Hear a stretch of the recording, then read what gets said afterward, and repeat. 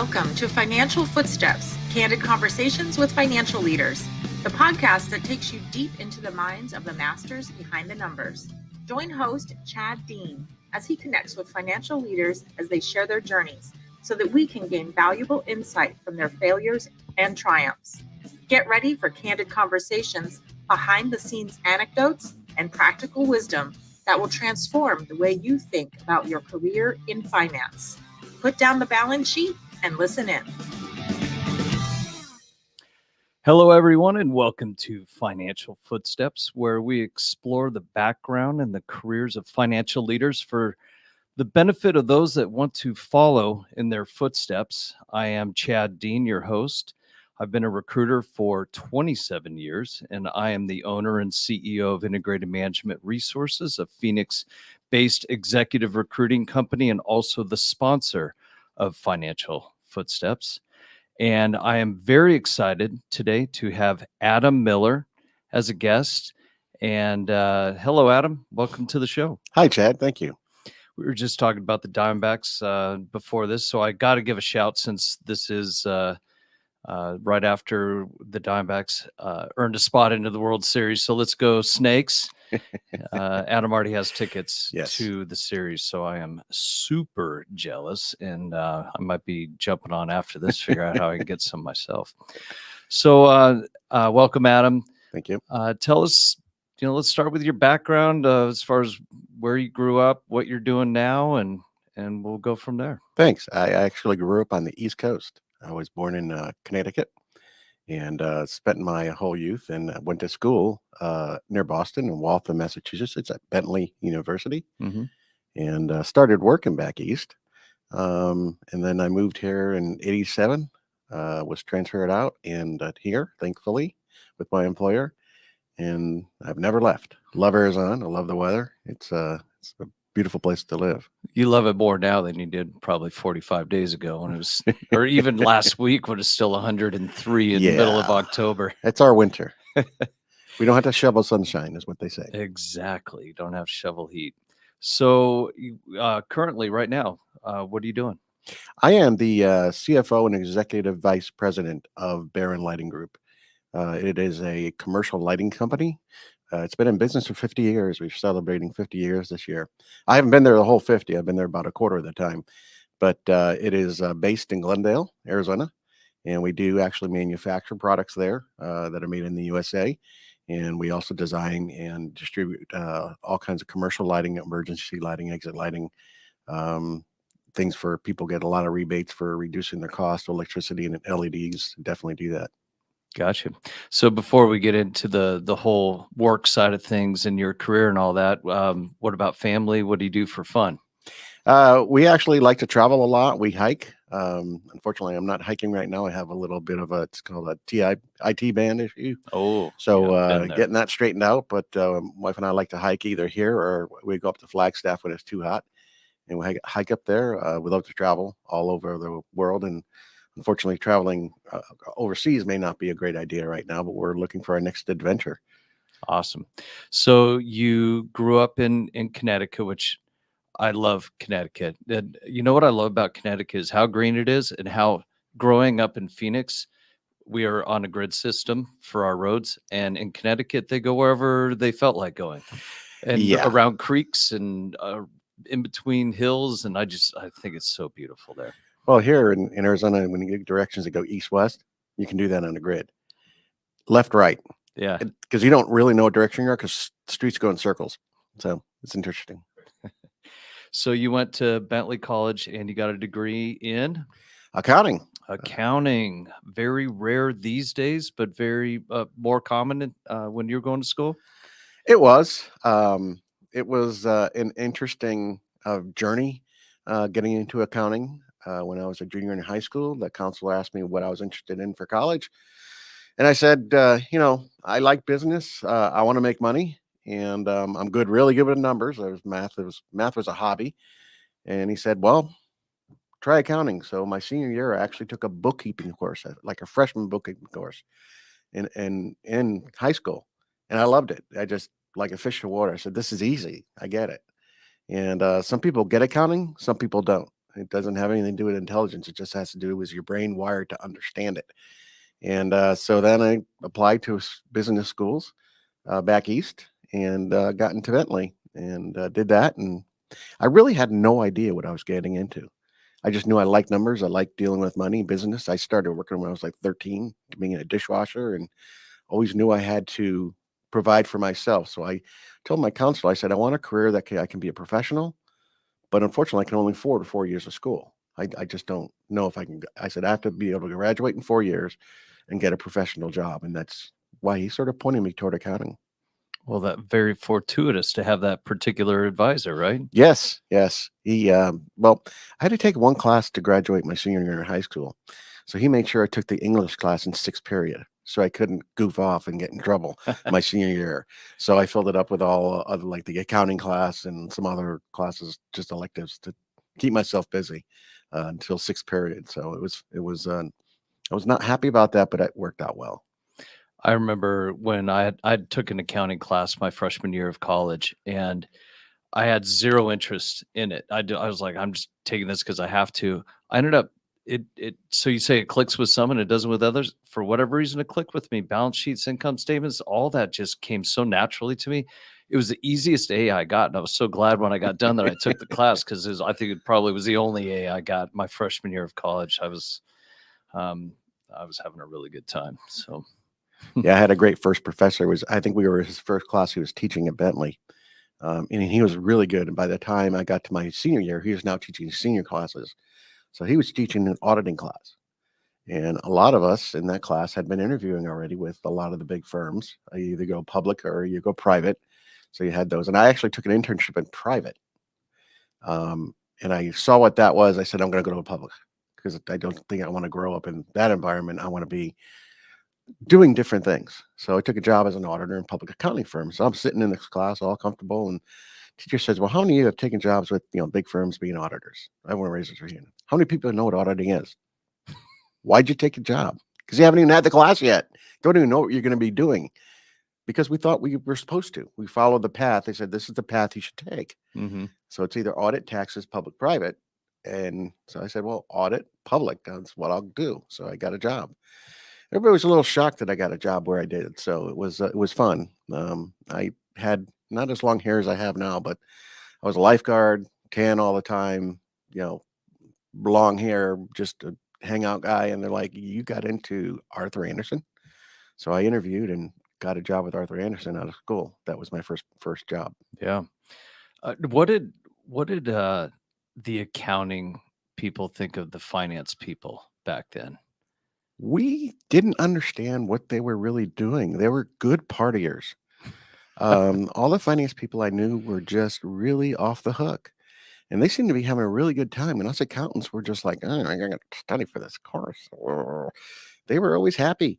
But now I understand. I think that, I probably would have added more finance classes into my college career if I had known what finance was really about. Mm-hmm. And again, it wasn't, I started off in the accounting path. When you're young, people give you a recommendation. You see a bunch of other people doing it. You think you're doing the right thing. And you could be, not right or wrong. But you look back and you say, now I understand what those guys are doing and why they call it finance versus accounting. We thought they all wanted to go work at a bank or something like that, and just, be a bank teller and count money. It's a lot more to it than that. Right. So you get into Arthur Andersen and you looked around. Were you where you were supposed to be? Yes. I did pick the last start date so I can be a lifeguard for that summer. It was my last summer as a lifeguard, and we were young kids, and we had a police car and a motorboat, and we had a lot of fun being a lifeguard. So I took like an October start date. So I was one of the last new hires to come in, and but I got there and I said, yeah, this is where I need to be. It was awakening experience because you're dealing with a lot of A+ high achiever personalities, and it's all get it done now. And it's a lot of process, a lot of discipline, a lot of training. It was great. It was an awesome first job. Did you slide right in? Did you fit in with that crowd as far as being that type A personality? Yeah, I did work hard and I did do a lot of the things, but one of the things that I learned, because I'd been working for so long, is a lot of the people who came in, this was their first job. and they did what they were told, basically. And when you come in and you're a new person, there's some hazing that goes on. Maybe they sort of chuckle and everything like that, and I didn't really accept it very much. There was a time when it was Friday afternoon and I was available. I told everybody on all the senior people, I'm available if you need help, blah blah blah.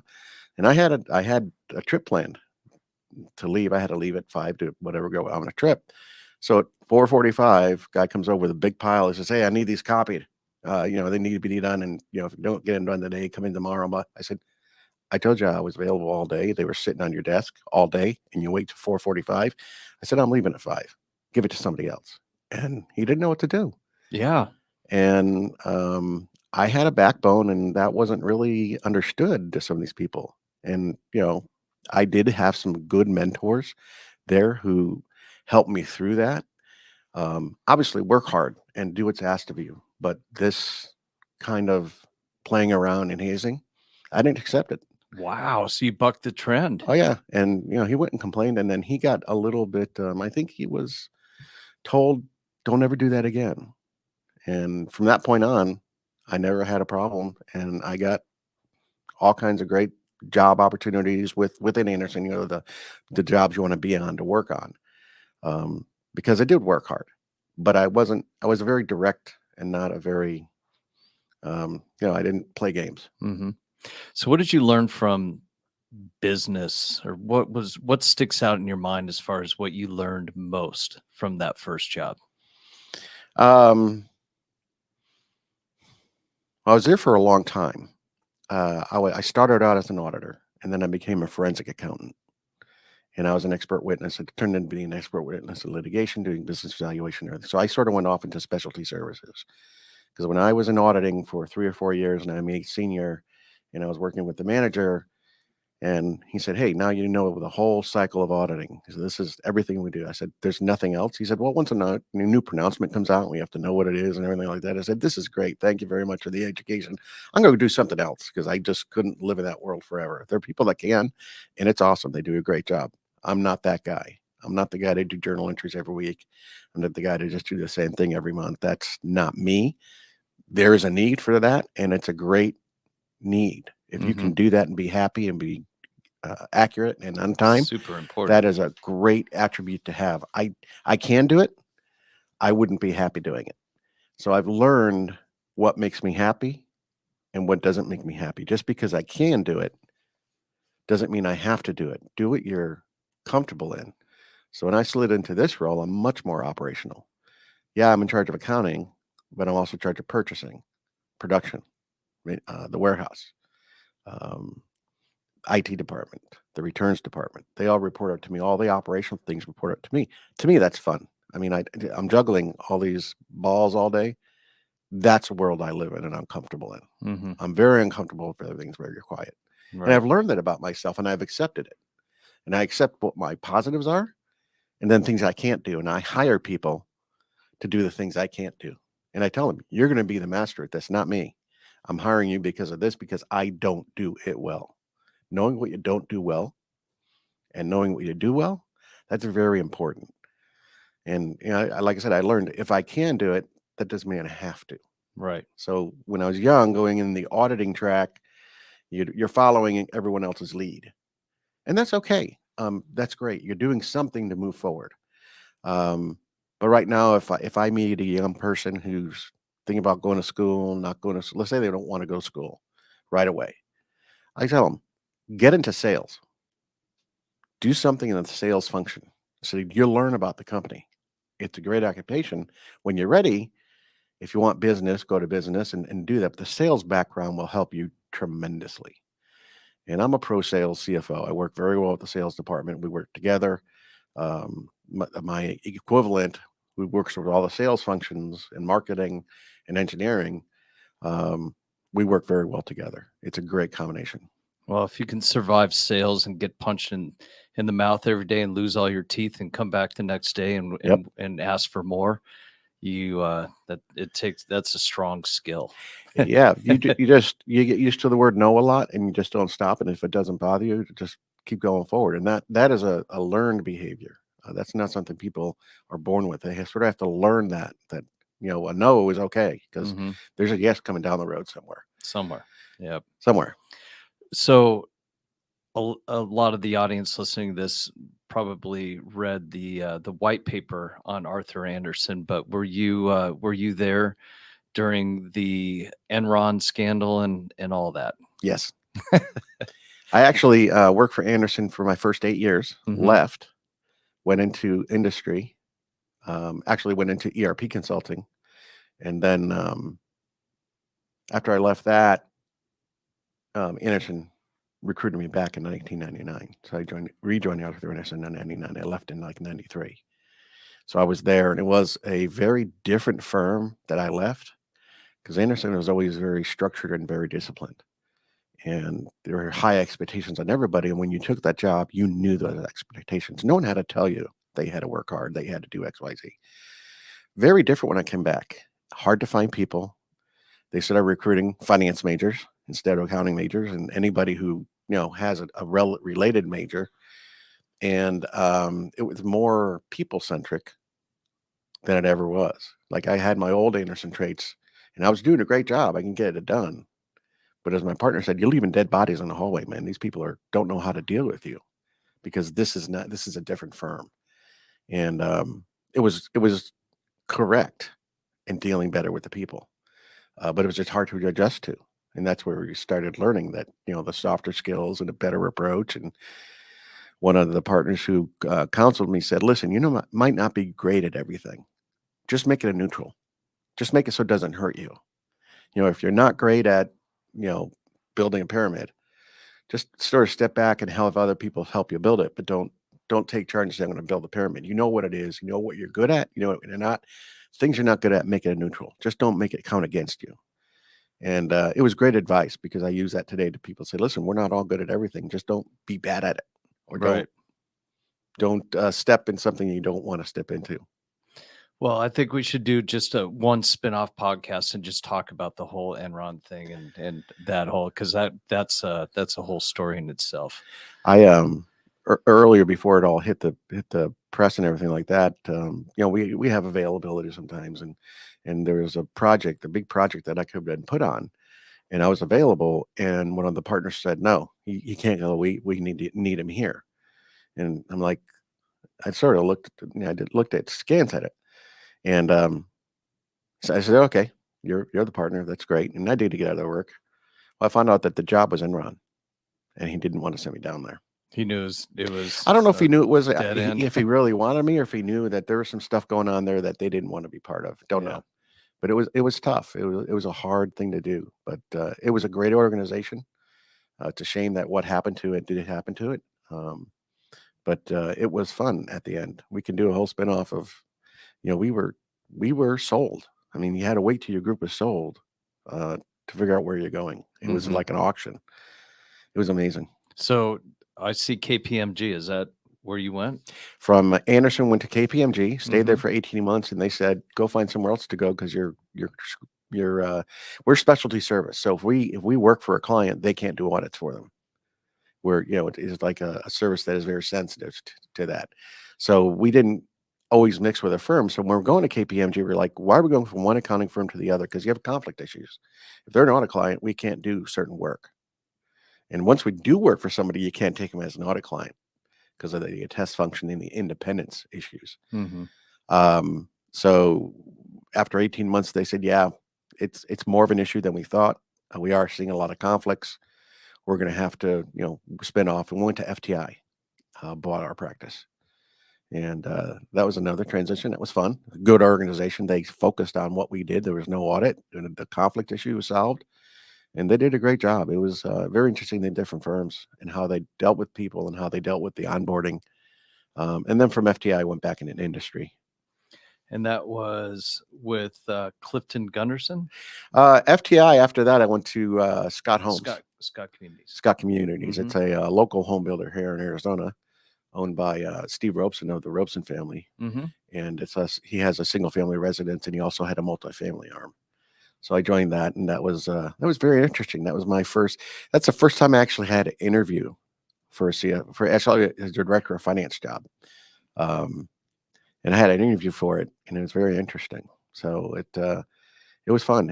I loved home building. I loved the organization. The people were great.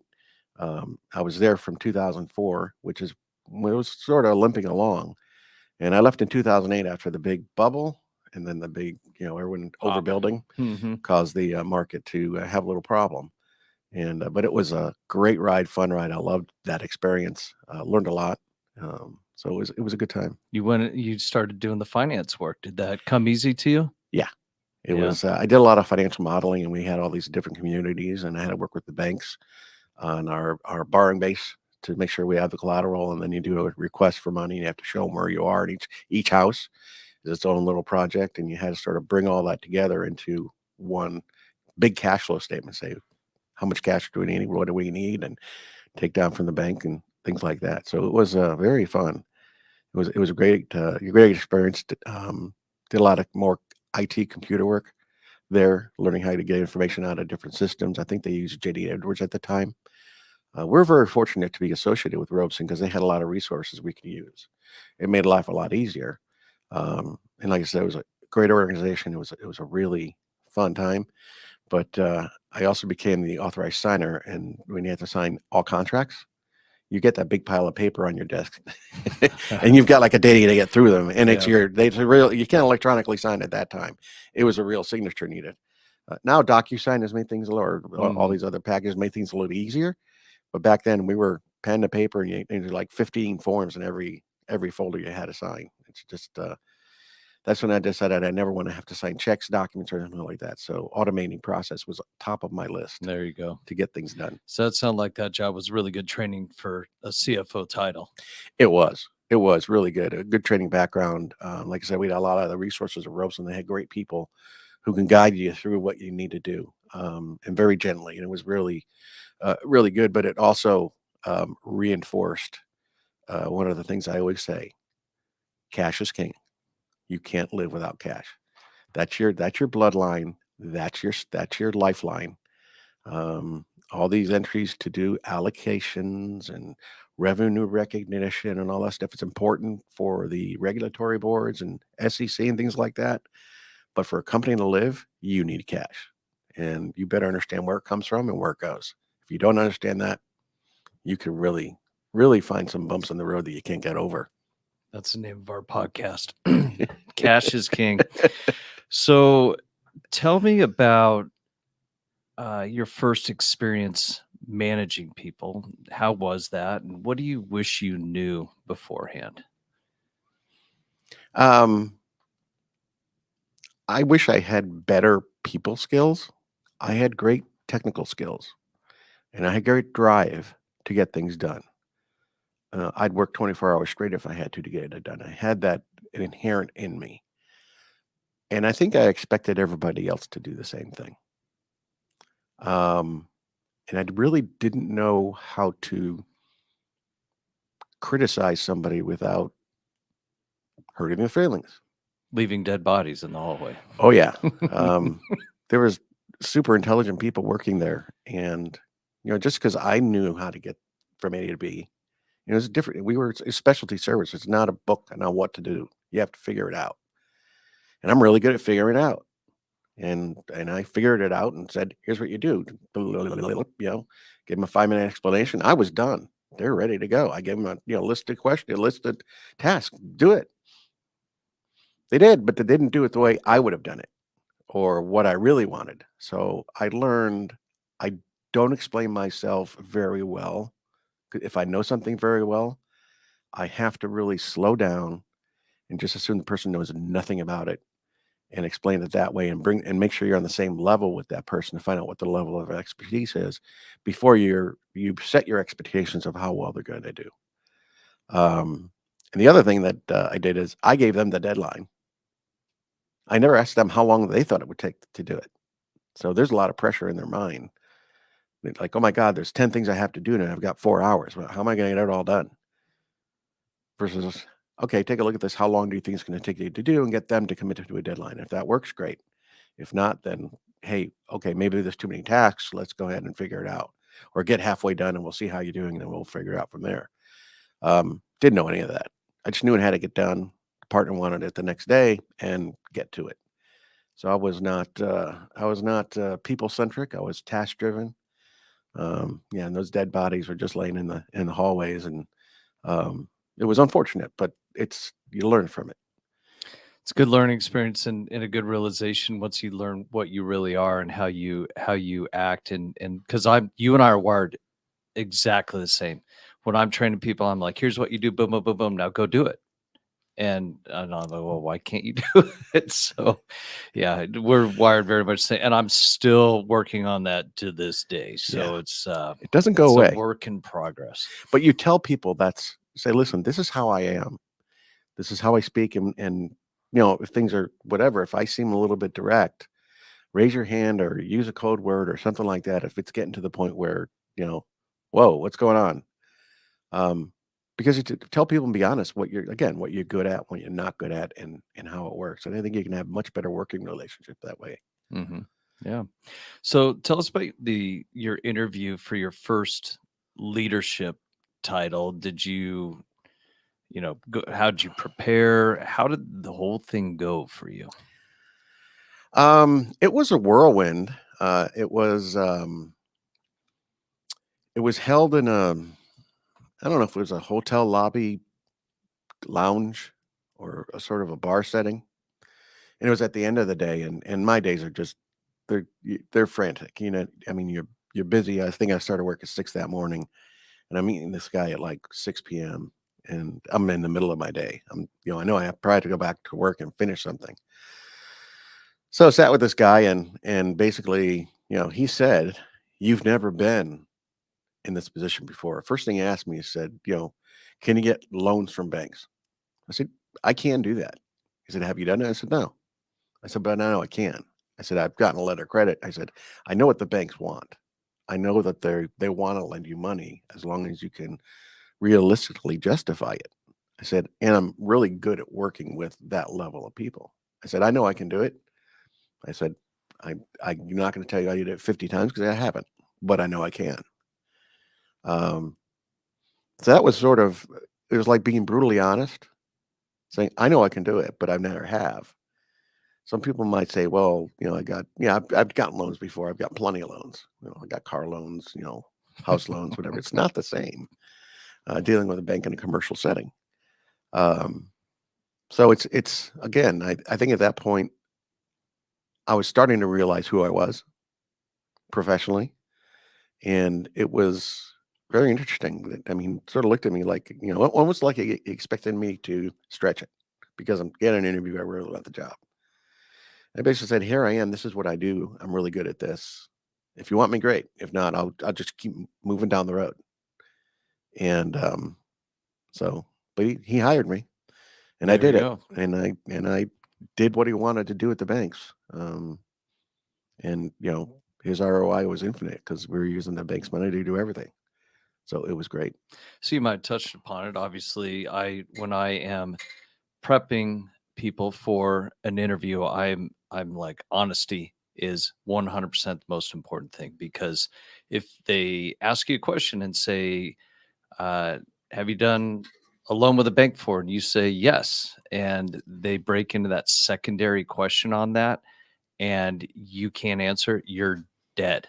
So no, never have. No, but I can, right? So that's great advice. But what other advice would you give to somebody that's interviewing for their first leadership type role? Or let's call it an executive level role. I think that, like I said, I know myself, so make sure you know who you are. Research as much as you can about the organization, the company. If this is your first interview to intro, if you're in an interview process, I think the expectation is you know a little bit about the company, and you can understand. Because when I'm in an interview, I ask people, "So, what do you think of our product line? What do you think we're going to do to be better?" And if I get a blank stare that they haven't looked at our website, that to me is a problem. Because if you're actually interviewing for a higher level executive or VP or director position, I think there's some expectation that you're going to take the initiative and really look at the company you're interviewing with and say, do I even want to interview with them? Because at that point, at that level, it's a conversation. You're not going to have your standard interview questions. You better be able to talk to those people, look them in the eye, portray who you are, what you're comfortable with, and make sure they know what that is. And if that fits with the job, great. You'll be a good placement. If it doesn't, you don't have to go down a path that might be not so much fun for a few years until you decide to go do something else. So I think it's making sure you know who you are, what your limitations are, but do research on the company. Make sure you know who you're talking to. LinkedIn is great if they're on there. If no one's on LinkedIn, you might want to say, why? Ask them, why isn't anyone on LinkedIn? I couldn't find you guys. And there's companies that don't allow their people to be on LinkedIn. Really? For security reasons, yeah. Hmm. And they tell people to take all the profiles down, get off, because they're worried about XYZ. So definitely know who you're interviewing, who they are, what their backgrounds are, and then they ask questions. As you said, answer them honestly. If you don't understand the question, say, I don't understand your question. I have asked questions that don't make sense to interviewees in an interview to see if they'll say, I don't know what you're asking me, versus trying to make something up and trying to, I'm like, oh, sorry, I asked that question wrong, whatever. You see, sometimes how you react to a question is much more important than the answer you're going to give. And if you don't know it, say, at this time, I don't know that, but I can go find out. Or that's not something I understand. What is this? Can you tell me about it? Um, One of the things I look for now that I didn't look for earlier in my career when I was interviewing people, I look for people hardworking, sort of the aspects that you're looking for. If it's an accounting role or something like that, detail, all that stuff, that'll make them good. But I also now wouldn't hire somebody necessarily for a leadership role unless they had a great curiosity. If they're not curious about things, like I said, they should be looking at our website. They should be looking at things because in our industry, you have to move fast. And if you're not curious about what's going on in the industry, you're going to be 5 years behind before you know it. You have to be just incredibly curious about how things work, where things are going, everything. You always have to be questioning. If you're not that type of person, you're someone to sit back and say status quo is good. I'm just going to sort of manage a process. And there's companies that want that, but not here. You have to be curious and you have to be honest. If you don't have those two traits, it's not going to work. You said one of the most important things and I ask every guest along these lines, same line of questioning. What you said, as far as you ask a question where it doesn't necessarily make sense and you want to see how people react. I coach people that if somebody asks you a question, you don't understand the question, or you just don't feel really comfortable with it. I coach them to say, can you please ask me that question in a different way? Yeah. And that way you're getting a better understanding, because it puts the onus on the question asker that goes, oh, wait, maybe I didn't make sense. And then they explain more to you and they give you better. And then you can answer, because as soon as you start answering with the wrong answer, the person that asked the question stops listening to you. And they're just like, she's not answering what I was looking for. So that's that advice is gold right there. So that's huge. Unfortunately, one time I was late for an interview. I was interviewing somebody else for a position in our purchasing department. So during the interview, like I walked in, I apologize. I just couldn't get out the phone. It was not good to be late. It's terrible to be late, but I had to be. And he said, I said, what are your pet peeves? And he sat there. He said, people not being on time. I'm like, I get it. And just you're looking at that, and he's got that. He knows that he's probably putting his interview at risk because I'm the guy hiring him. But he was right. I mean, everybody knows you should be on time. Right. And if your peeve is people not on time, say it. He was honest. And I think he was saying it, and he knew he was honest, saying his truth. He felt good about saying his truth. But then watching was like, what did I just do? We just continued the interview. It wasn't. He could tell he was fine. Mhm. It was true. I said, you're right. I like that answer. Did you hire him? Yes. Nice. Still there. That's fantastic. So, can you think of important moves or circumstances that occurred in your background that you feel really propelled you to the CFO title quicker? Or alternatively, is there anything that you feel hindered your progression? I think Anderson definitely prepares you through the audit. You learn all the functions. That's awesome. Learning, I forgot what the name. Learning how transactions flow through a system was key for the financial. In other words, I think it was called Financial Information Systems for Accounting or something like that. It was a very hard course. That was probably my lowest grade because the guy was really super intelligent and he was an awesome teacher, but it was hard. I mean, it was really a hard course. But learning that the transaction processing was very key for me because at Anderson, that's how they started going through their audit work. It was all I knew it. I was just trained in it for 4 years. But in the forensic accounting, knowing how things flow, knowing how revenue is generated, how it's billed, how it's collected, how it's applied, and the same thing with payables. How POs are created, knowing all that when you go into a new environment, it makes it much easier because if you say, I know what I need to learn, if I can learn these things, I know how the company runs. Once I know how the company runs, I can start giving some input or at least being a part of the solution and hopefully solving the problems that start coming about. Mhm.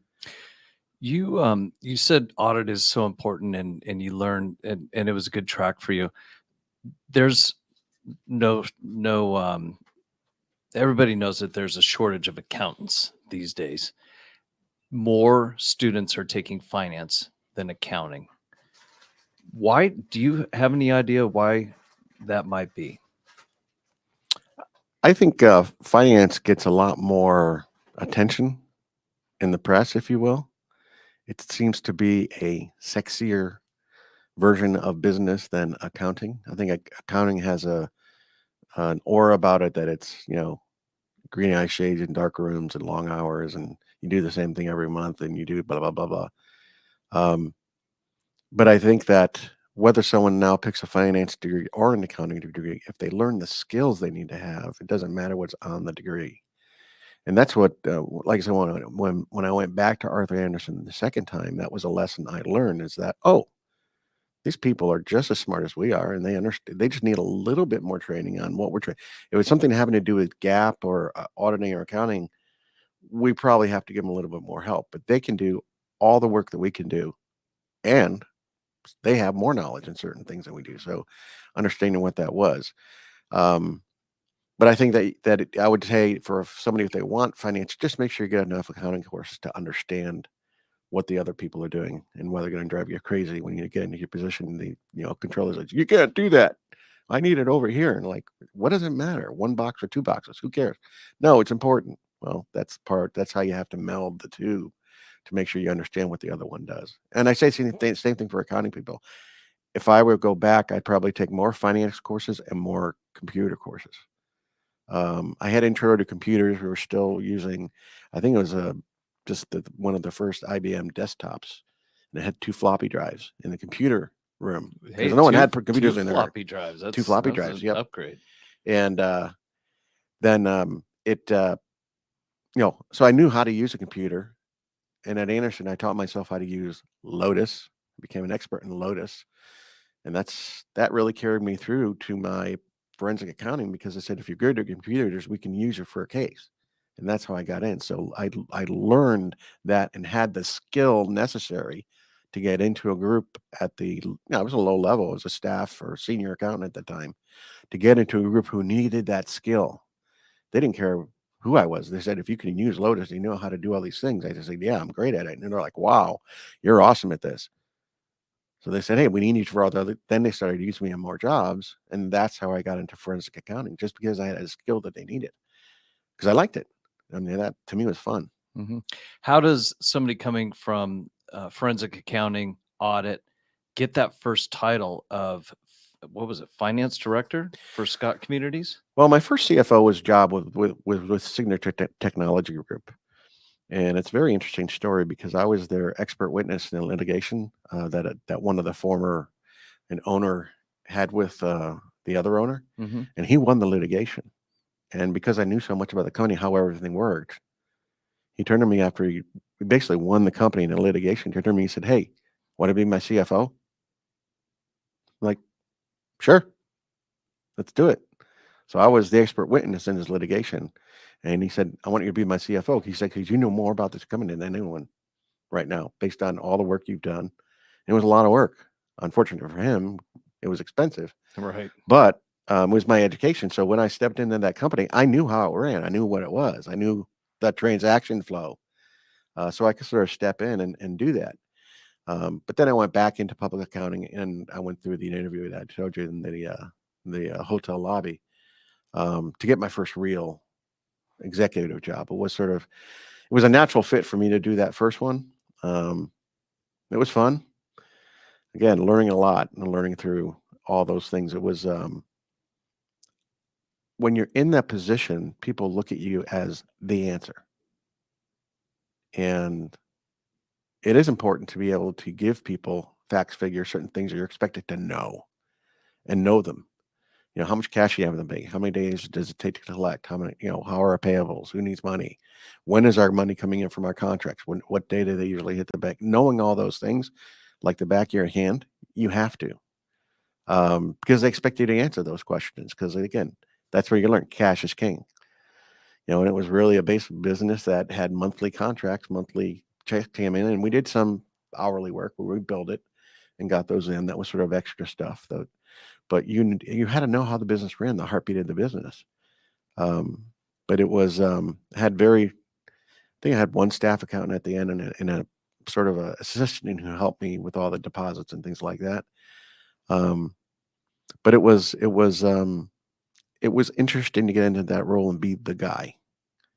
Um, and it really taught me that there are a lot of aspects to a business that you should understand or at least know exist before you start moving up into that role. If you don't understand it, better learn it quick. And there are things I had to learn there. There are things I had to learn at my current job that I didn't know about.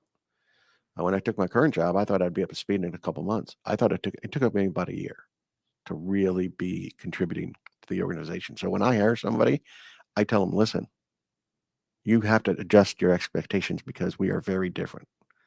We have a lot of moving parts, a lot of things going on at one time. We're a small company growing rapidly. I said, so I said, to get up to speed where you are functioning at a high level is going to take a lot longer than you think, just because of how we work. Um, so it's interesting to give people the expectation to see what it is. So did you go into Barron as with the CFO, Yes, taking the CFO title? I was their first CFO. They Really? had never had one before. And so tell me about that, the interview process, and was it smooth, or The how'd that go? interview process itself was great. I did a phone interview with the founder, and he brought me in. And actually, what happened, I was working at Clifton. Now it's Clifton Larson Allen. It's Clifton Anderson. And the area that I was in, the work just wasn't there, so they let me go. I was the last hired, so I was the first one go. So I was unemployed. Is that the first time ever? First time since I was 13, I wasn't working. Whoa. It was weird, but it was really good for me because I was one of those guys saying, I'm never going to retire. I'm never going to retire. I can retire because I was busier in that 7 months with, looking for a job, but also all the stuff that you can do in life that you probably should be doing if you're working 18 hours a day. So I think it helped me a lot more with my balance of life and work and be able to separate that, because I had that 7 months where, oh, I should be doing all these things all the time, but I ignore it because, work is important. So it was interesting. So the partner who I work for at Clifton Anderson got a call from a banker saying, "Hey, I got one of my important clients looking for CFO. You know anybody?" And I had met this guy, this banker. He said, "Oh, Adam, I think is still out there. He's looking for a position." So he sent the resume, got it to the founder. Founder and phone interviewed me. I came in. I met with the owners and the founder, and I just felt the vibe of the company. And I said, this is a great company. This is awesome. I really want to work here. I just, really excited about it. And it wasn't because, I mean, I had plenty of other interviews, but something was different about this company. So I get back and they offered me a position. And I had a recruiter friend. I just didn't know what to do because it wasn't even in the ballpark of what a CFO should earn. And I said, I really want to work here. I said, I know when I get there, they'll see the value about. He said, you can't take this job. And at the time, you could still like get salary as to where you started, where you ended. And we used to be able to do that in interviews. Now it's no, because people don't do it or don't want to do it or shouldn't do it. I don't know. Yeah, you can't ask anymore. Yeah. Well, you can ask. Probably not going to answer. It's going to stand into your business. So he said, you can't because it won't make sense. He said, you can't take a position at that level. They'll say, what was wrong with you? Why did you go from this salary to half that salary to start? So I had to answer the founder, and he is a great guy, but he has a very deep voice, and he has a very good command. So you're like, how do you answer this guy? So I got a salary survey from a well-known recruiting company and said, listen, I said, I love Baron Lighting. If you guys are really looking for controller level people, I know a lot of people I can help you interview. Here's a salary survey for CFOs. So right now I can't take the position as offered. Thank you so very polite, but I sent a salary survey. And I talked to he called me up. He said, oh, I got information from our partner CPA firm, and I asked them, and we've never had a CFO before. Let us get back together and get something that would work for you. Because they asked me in an interview what was important. What do you want? They said, how, what's important to you? I said, well, salary's important. I said, I'd like an ownership interest. I said, I'd love to have equity in a company. That's a great goal of mine. And I'd like to do, 3 or 4 other things that told them what was important to me. And I was actually told that equity was not on the table. I didn't like the answer, but they were honest. They said, that's not something we're going to do. We'll do all these other things, but it's not going to be equity. I said, okay, I'll try it out. But again, it was what I really liked was their honesty, because I've heard of interviews where people say, I like this. Oh, we can work something out to get there someday. And it never happens. And then as years go on, you get more and more resentful that they're not doing it. At least I said, no, that's not on the table. No plan. Okay. I mean, I have other things that emulate some of that, but you find a way to work around it. And I appreciated that. I didn't like the answers necessarily, but I really appreciated their honesty. I'm still there, so something went right. 13 years, right? I know people are freaking out. How CFOs don't last that long. And my wife is, this is the longest tenure you've had at any job. She goes, usually 4 or 5 years you get an answer and you want to go do something else. But I think I really found a position that works well for me. I like the people I work with. I like that it's different every day. It's exciting. It's something that is, it's just a vibrant culture, and it's really nice because we're starting to grow up, and it's single owner, but we're hitting that point where we should start catapulting to the next level. Awesome. All right, so I think you've already touched on this, but what would you, if you could go back and talk to your younger self, what would you tell yourself?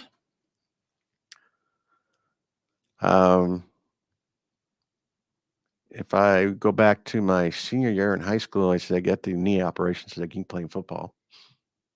That would have changed my path dramatically. Mm-hmm.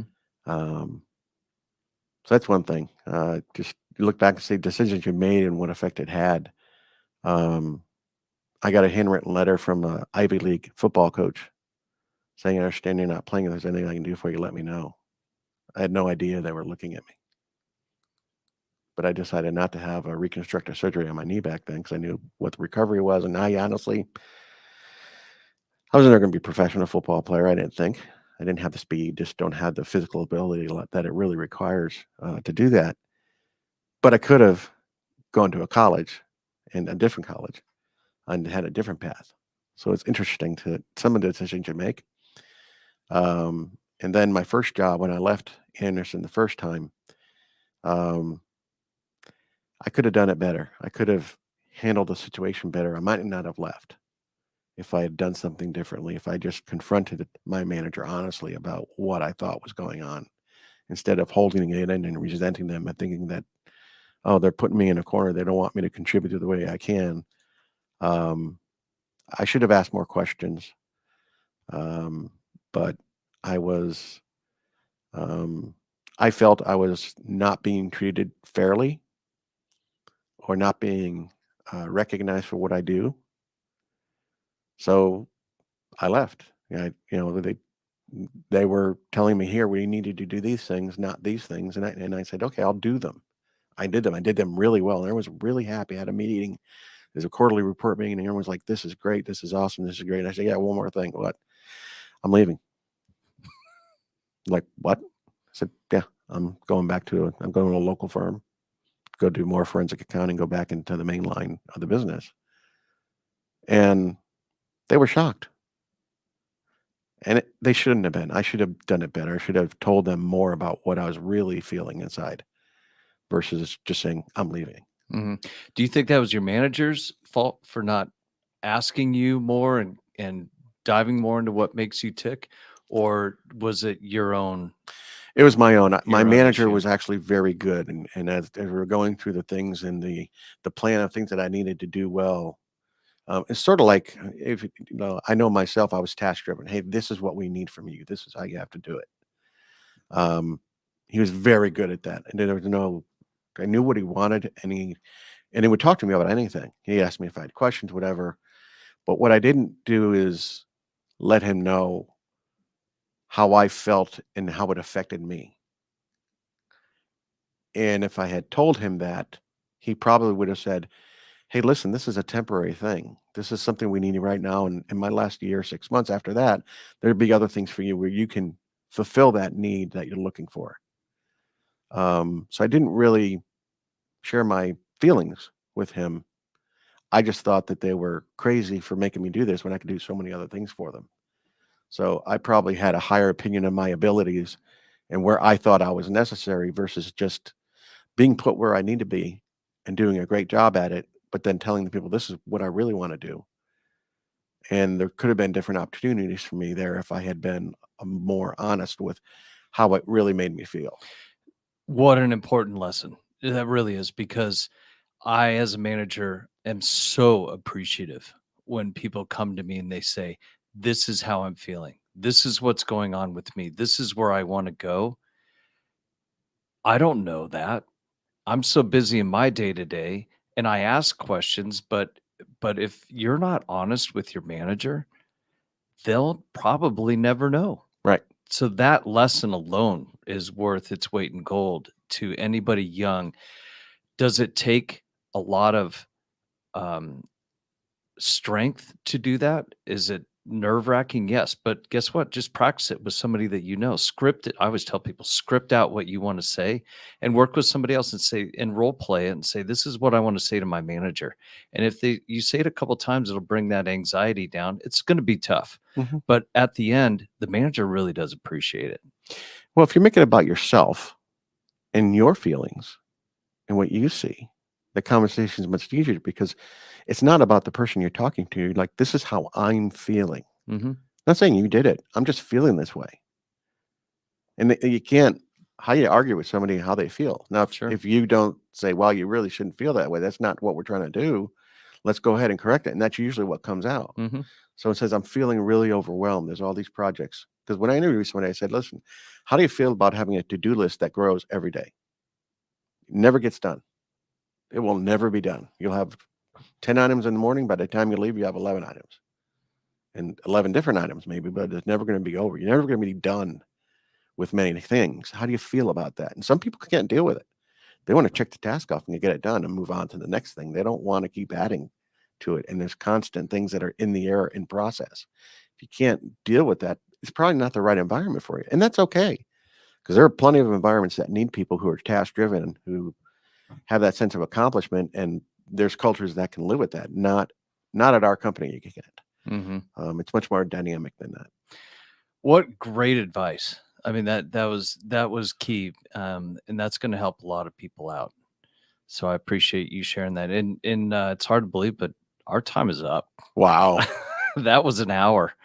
It just flies by when you're having fun, and you've got so much to share, and I'm sure you have more to share.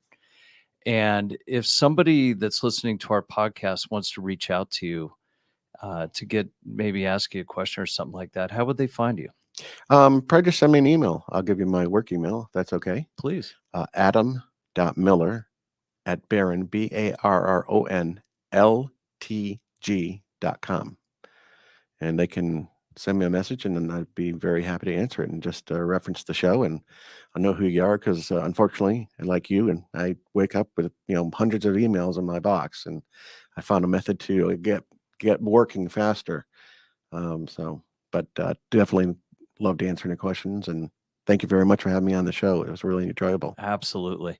And also, you are on LinkedIn, as am I. And so if anybody wants to reach out to me, I'm very available on LinkedIn. As a recruiter, I live on LinkedIn, for better or worse. And but I am also, if you just Google me, Chad Dean, Integrated Management, I come up number 1 on there. And again, thank you very much, Adam, for spending the time and sharing your wisdom with our audience. And it was very special. So thank you. Thank you for joining us on this episode of Financial Footsteps, Candid Conversations with Financial Leaders. We encourage you to apply the knowledge and wisdom shared in these conversations to your own career. If you enjoyed this episode, be sure to subscribe to our podcast and leave a review. Your feedback is important to us as we continue to bring you more candid conversations and thought-provoking insights from successful financial leaders.